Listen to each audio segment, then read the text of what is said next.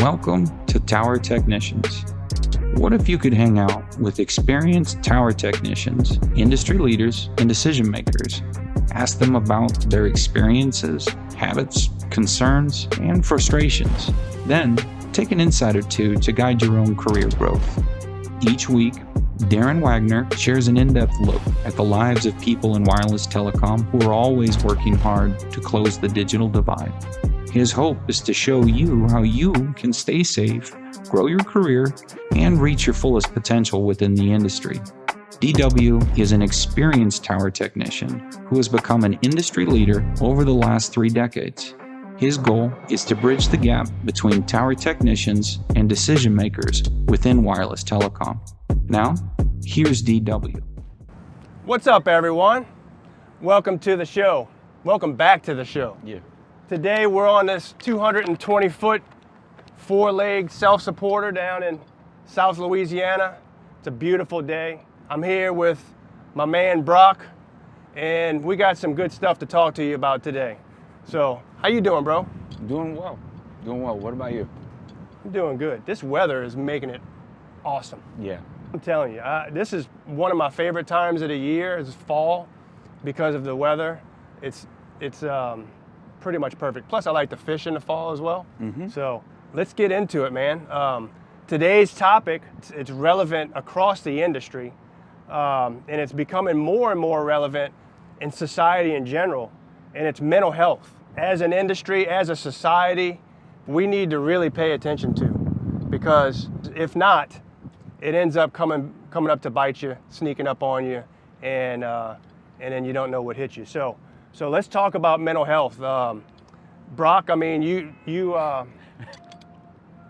have your fair share of experience with whether it's your own personal experience or coworkers or what have you, or friends and such, you know?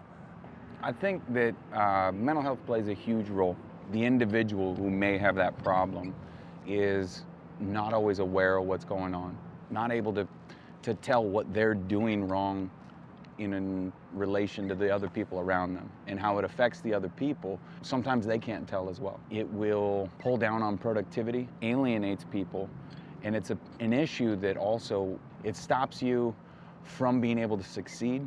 You end up stumbling and falling. It's a problem that'll just compound itself. I've never had personal experiences with it, but just the people that I know that have struggled with mental health, which my dad actually struggled with depression. Many of my aunts and uncles struggle with anxiety and depression. From what I understand, the person that's experiencing it doesn't really know what's real and what's not, what's reality and what's made up in their head, right? Is that kind of accurate? It's accurate, but sometimes that will get missed. Each individual is totally unique. And so to sit here and put a full blanket over it is really difficult. There's a smaller level to this that a lot of people are suffering from, and you're hitting it right on the head, is to the perception of what's going on is twisted and warped. It's a morbid idea of the situation at hand, and they're seeing things from a skewed perspective. That's a problem that you can't just see off of the surface usually. You know, the more you talk about it, you know, I start to think about how society in general has kind of advocated for issues when it comes to mental health. I can't tell you how many college kids that I know of personally are stressing out to make the grades, and so they're doing Adderall, staying up all night, and then that leads into the next thing, and then they're getting depressed because they're not making the grades. Social media.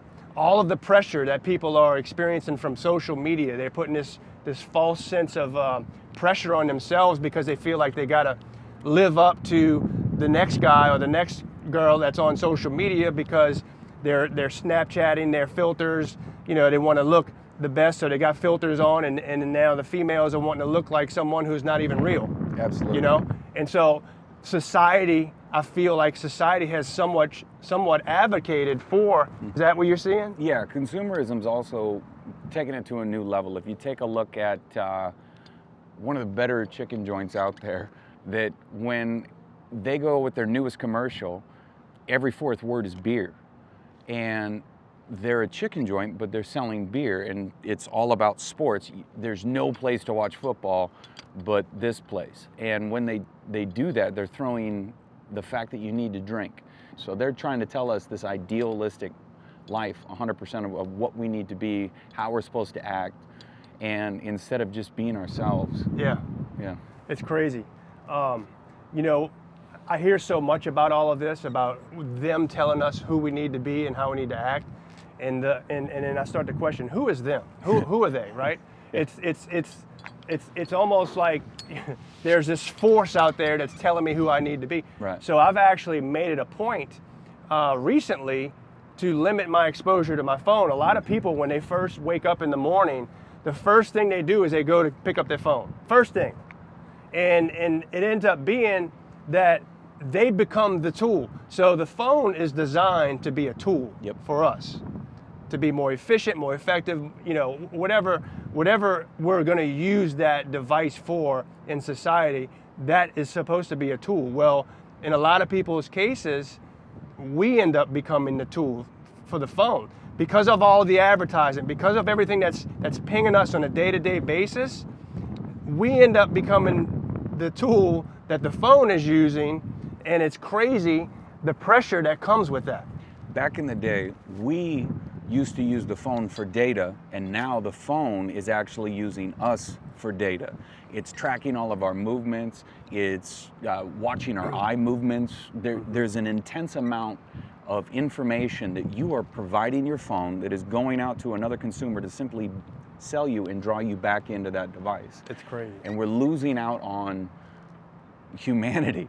Yeah. And I think we are losing people in that process because that in itself is a sickness. Not only that, when you said we're losing humanity, the human touch, when it comes to a relationship, you know, these devices, which it's crazy, it's kind of,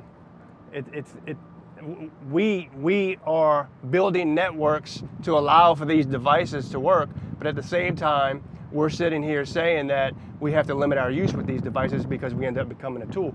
But the problem that I'm seeing now is some of these kids in the latest generation, they're having a hard time with relationships because everything's through text. Yeah. Everything's through instant messaging or direct messaging or whatever it may be. And there's no more, you know, face-to-face dialogue, you know, in the presence of each other.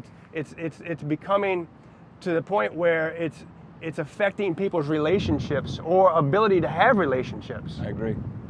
Yeah. So I mean, that's kind of how society is affecting us from a mental health perspective.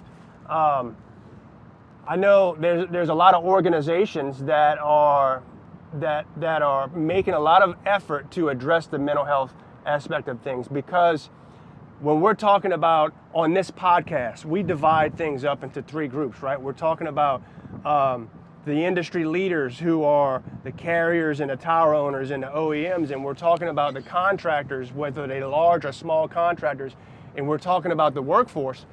If we don't pay attention to the mental health of the workforce, nobody else in that chain is going to be successful, because everything depends on whether the workforce is going to be able to get out and perform the work that we need them to perform. And if they can't do it because they're experiencing mental health issues, it becomes an issue. So I'm seeing a lot of organizations focus on mental health, which is a good thing. So let's talk about how it applies to telecom, specifically in telecom, because I've experienced some things in telecom over the years. You know, been doing this since 1994, and I've had my fair share of experiences when it comes to not only mental health issues through others, but addiction. So, you know, we talk about the workforce. One of the big problems in the workforce right now in telecom is that, especially for tower technicians, is that these guys live on the road. Mm-hmm. They're traveling constantly. They're in hotels day in and day out, and they're traveling with a small team, a crew, maybe 3 or 4 guys. And so that lifestyle sometimes advocates for addiction. Big time. And so that's a big issue that we're seeing in this industry now is, and it's always been here. Mm-hmm. It's always been here, but we need to talk about it. We've got to address it. I've actually experienced just recently someone that I know who overdosed, and it's a hard thing. Mm-hmm. It's a very difficult thing for not only the coworkers but the families. And so let's talk about how addiction affects tower technicians and technicians in general in the industry. What do you think? I think that it's something that's really prevalent. I personally have suffered with addiction. So I'm an addict. I'm actually constantly in recovery right now. So long-term recovery is my goal. This is something that quite frankly, there's not a cure for. It's not just a morality issue of, oh, hey, you need to choose the right and just stop drinking and that's gonna be it. No, it's something that there is an issue with me, and this is an actual disease. So it is something that is recognized from the DVM-5. So these are, full-on disorders of the mind. As I'm an addict for alcohol, for IV use drugs, for methamphetamine, and many other things. But which I think is maybe a little bit much to kind of throw out there, but the bottom line is this industry has helped take a small drinking problem where I would smoke pot occasionally, every now and then do a couple lines of Coke, and ramp it up. A lot of it had to do with the fact that while I was out there, there was a lot of time out in hotels away from my family, and there's also the pressure of, I got to get this build done. I've got to be better than the next guy. And I want to just have fun. Here I am in the middle of nowhere. And what am I doing with my life? Yeah. You end up spiraling out of control and all of a sudden looking around and going, God, I have nothing here that is actually making me happy. Why am I even doing this? Let's go ahead and get high. Let me jump in real quick on that, because you said something that made a lot of sense, and I kind of touched on it earlier with college kids, right? What I said earlier about I'm seeing some of these college kids fall into the pressure of making grades and starting to take Adderall and staying up all night and studying. Well, the pressure that you mentioned earlier about getting jobs done and getting the build done, and all of a sudden you need something to pick you up because you want to be better than the next guy. You want to have the edge on the next guy. So you have that advantage. So now you turn to some type of substance that gives you that advantage. Yeah. Right? And then it becomes, all right, I recognize I had the advantage today, so now tomorrow I need the advantage again. So it becomes a continuous thing. Is that what am I pretty close? Yeah, it's a vicious cycle. And I've seen my homies who have been in the field that have been promising stars, and I don't mean to throw them out like my homies, but individuals that I don't want to call out their name because I know that they're not necessarily comfortable with their standpoint, whether they're in recovery, whether they're currently using, but they get that edge up on their competition, which is that guy next to them, and that's bragging rights and the ability to build a faster, cleaner site than someone ever has, to set records and to become more efficient. And then all of a sudden here we are trying to make this point. Let me ask you this. How do you think that carries over to the team? So you got one guy on the team that decides he's going to use. How likely is it to carry over to the rest of the team? A lot of times it will spread, or if there's a dormant issue, it's going to spread. Is to somebody who has been able to step away from it, the fact that they see someone else using, and if it's not just about the competition thing, because it's not 100% this guy versus that guy. When somebody else is using, it's almost a given that eventually with exposure, that other person is going to fall eventually. Yeah, because what happens, from what I can understand, is that they're together. It's a small team of people, and that old saying of you become who you surround yourself with is extremely true. And so the influences that you put yourself, expose yourself to, they have a heavy impact on who you end up becoming. So if you got someone who is in that small circle, their inner circle that is using, they're going to influence you one way or another. Yeah. Is that right? Absolutely. I think that it's important to understand how you actually do recover from addiction. Most people aren't going to just raise their hand. There are rare few that will say, hey, I'm using and I need help. It would be nice if a lot more people did make that move, but well, to me, it takes courage to do that. Yeah. Extreme amount of courage, because when it comes to this topic, it's like a whole, everybody wants to avoid the issue. Nobody wants to have the courage to stand up and say, listen, I'm recognizing I'm struggling with this. I need help. Will you help me? Because all of a sudden they're afraid for their job. They're afraid the way they're going to be looked at. They're afraid the way they're going to be perceived or disrespected or whatever it may come out of it, right? Yeah, the sad part is that the fear for the job, losing your job, becomes more than losing your life, losing your family, losing all of your worldly possessions, losing your aspect of your life, because the job itself is what funds the addiction. Yeah. And it's a complete loss of focus. It's crazy. The thing that is funding the addiction is the thing that you're going to lose because of the addiction. Absolutely. When it comes to the industry, how many? And I don't expect you to have an accurate number. Just estimate. Out of say 30,000 tower technicians in the industry, what do you think percentage-wise would probably have some level of addiction? Some level of addiction? Yeah. 80%.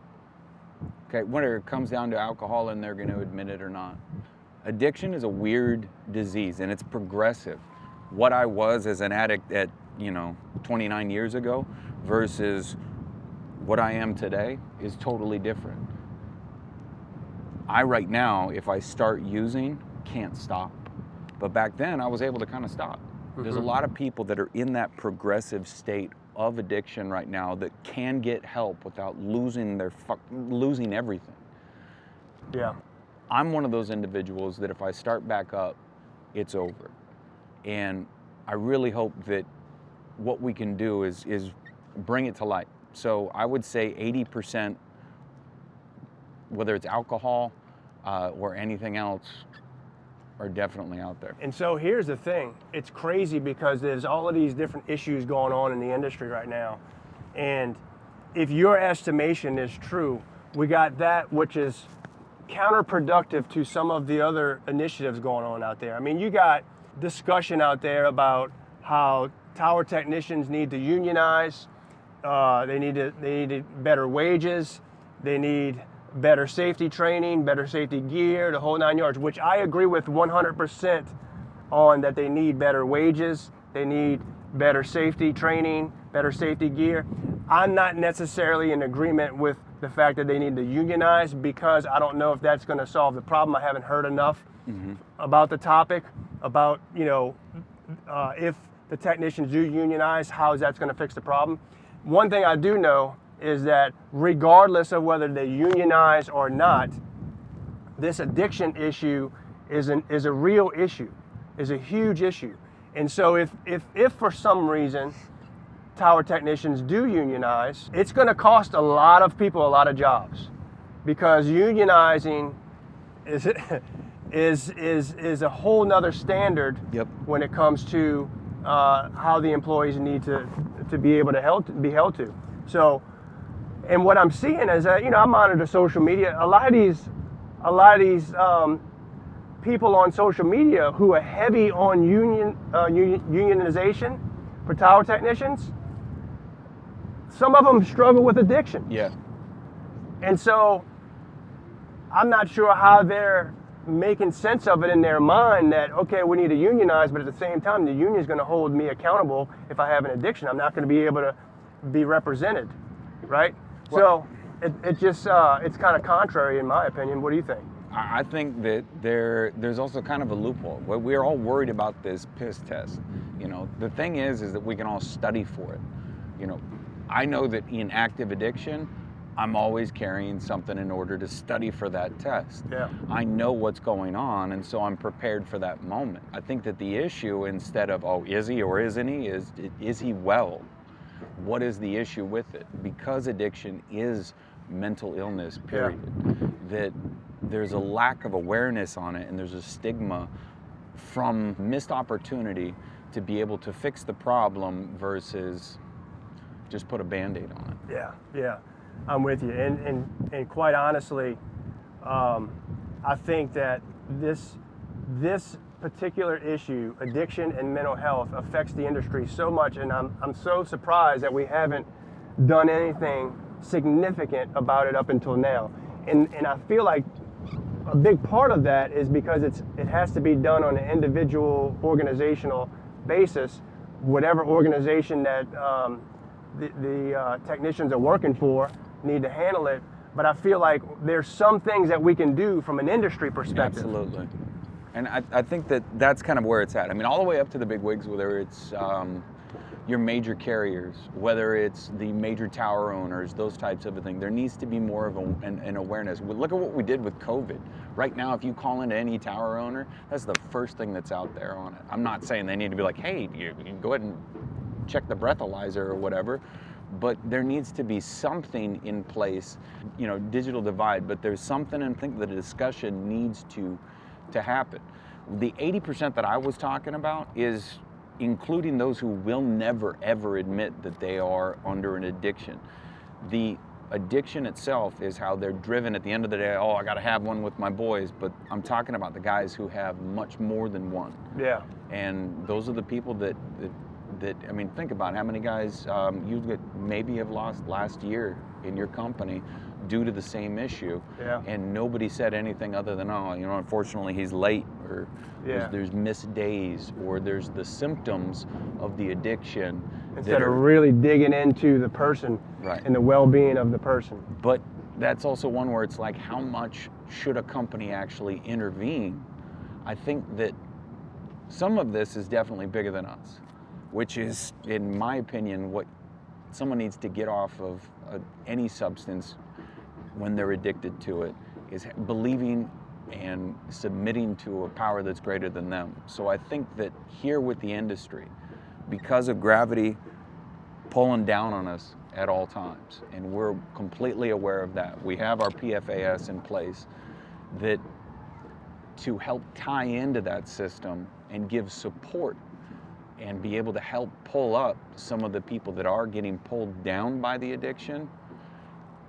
I don't know, I've seen certain companies lately talk about it openly. It's part of Monday meetings, and I think that in itself is huge and a major step. Yeah, I think that is a huge major step, because the first thing we got to do to address the issue is have the conversation, have the dialogue about the issue, right? Yeah. And as long as it's, up until recently, it's always been something that's hush-hush, right?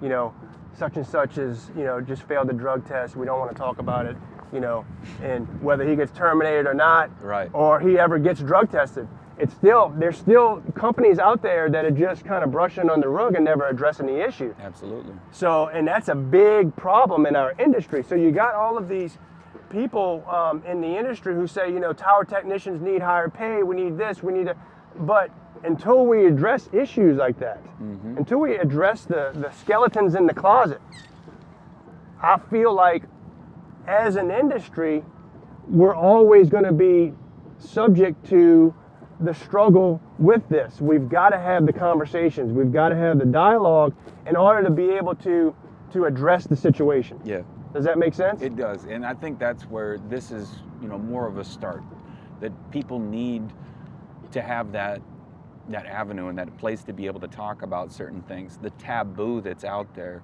I can't tell you how scared I am right now, and I'm not scared of heights ever, but to be able to talk about this scenario, this affliction that I have, this addiction that is something that I'm struggling with on an hourly basis. That might sound a little bit weird, and weird to other people right now. I'm hour by hour by hour filling my day with the people, places, and things to not use, Darren. Yeah. Yeah, it's tough, man. I can't even imagine the struggle. And look, I don't want to discredit the struggle whatsoever, but the closest thing I can think of it that I struggle with is my addiction to certain foods. Yeah. Right? I think about, eating sugar and whatever else.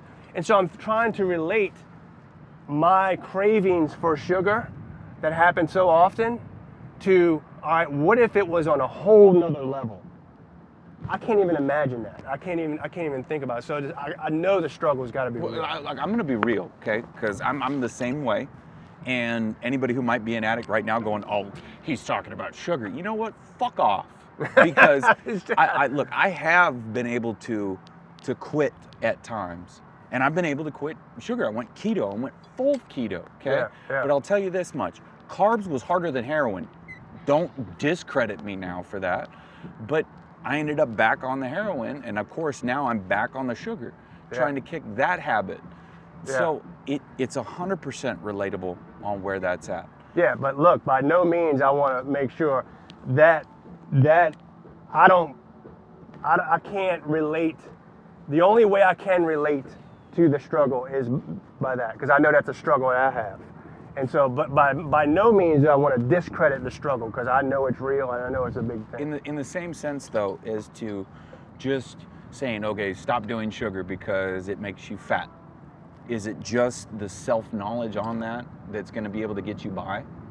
Would you be able to stop sugar on that 100%? Or do you need almost a support system? Yes. For your wife, as to when you go home, and she's got the cookies out, maybe some ice cream along with it. Oh, maybe I know you well enough to pull out your vice as to where it is. Yeah. So for someone like me, in a situation that if I go home and I'm to find a substance or something like that next to the bed, that kind of a thing, which I have, that type of a scenario is 100% relatable. Yeah. And so it's back to the environment in that case. Like we're talking about, these guys traveling in small groups and being subject to the environment. Absolutely. And so if you don't have a support system or have created an environment of a support system around you that everyone's on the same page, and look, we're as a group, as a team, we're going to resist the temptation to this thing. You got to have a support system. You've got to create an environment that allows for you to stay away from it. Being a part of something that is greater than you, than in terms of numbers, in terms of size, in terms of a movement for a greater good. Yeah. All it takes for any addict, or just in general, for that peer pressure to start, is someone opens up a bag. Smell that good. It could be that someone sparks up something else, and it, again, that smell. Wow. Or they start talking about it. And out there in the field, this happens all the time. Yeah. Sometimes, they're going to be a little bit more weary around others, but drugs come up on a regular basis, down to at the end, like, hey, let's go ahead and go have some drinks. Yeah. Yeah, there are definitely guys out there that can have that one beer. But there are a ton of guys that I know and work with on a regular basis. They're going to drink themselves into a blue nose in the morning and barely make it on time. Wow. Well, that's crazy, man. And look, I'll tell you, we could probably talk for days on this topic, just because it's so prevalent in our industry. It's so relative to what we do. There's so many people in our industry that struggle with this. And as an industry, as society, we've just gotten to the point, I don't even know if we're to the point, but we're just getting to the point where we're having open conversations about this stuff. So I think we're going to end up having a few more episodes about this. Yeah. And it's going to be a continuous conversation.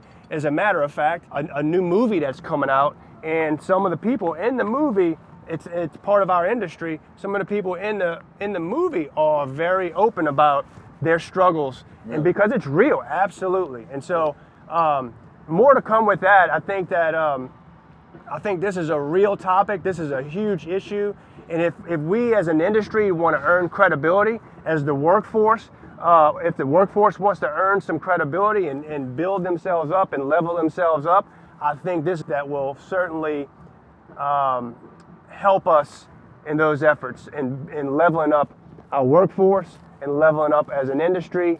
If we could attack this issue, be on the front end of it, of the problems, of the solutions to the problems, then we'll definitely see the results of it. Absolutely. Well, I'll tell you, for this topic or for this particular episode, I know there's going to be more episodes that come in the future. It's a big deal, and so I think that we need to continue to have these conversations. We need to continue to talk about this topic, because as an industry, we need to do it. We need to solve the problems associated with it, and this is a huge problem. It may be 80%, it may be 50%, whatever it is. Even if it's 20%, which I think it's a lot higher than that, it's a huge issue in our industry, and we've definitely got to solve it. And we'll continue to have those conversations and try to make effort to solve the problems that are out there. With that being said, I appreciate everybody listening to us today. And like I said, there's going to be more to come on this topic. Good deal. All right.